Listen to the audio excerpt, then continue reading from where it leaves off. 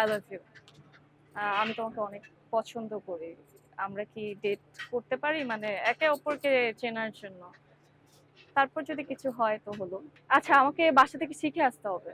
আচ্ছা, আমি একটা কথা বলি। সেটা হচ্ছে প্রেম বা ভালোবাসা সেটা এক্সপ্লেইন করে বোঝানোর মতো না, বা কাউকে বলে এটা প্রকাশ করা যায় না।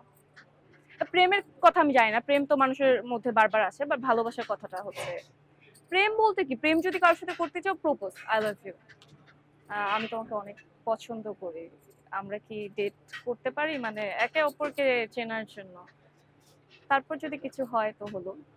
কিছুটা এরকম, বাট ভালোবাসার ক্ষেত্রে যেটা হয় সেটা এক্সপ্লেন করা যায় না।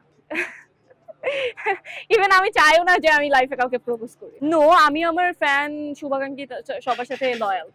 আমি অভিনয় করছি না, আমি এখন যেটা রিয়েল।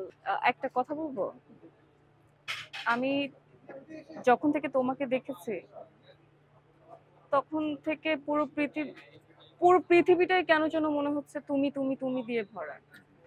আমি বুঝতে পারছি না আমি কি করব। যেখানেই যাচ্ছি শুধু তোমাকেই দেখছি, তোমাকেই ফিল করছি। বুঝতে পারছো আমি কি বলছি? আহ, আমি বোধহয় তোমাকে ভালোবেসে ফেলেছি। ও মাই গড, ও মাই গড। এটা আমি কখনোই করবো না। আপনার সৌভাগ্য যে আপনি আমার সামনে বসে এটা বলতে পেরেছেন। অনেকেই আমাকে টেক্সট করে, অনেকে আমাকে কমেন্ট করে এই কথাগুলোই বলে।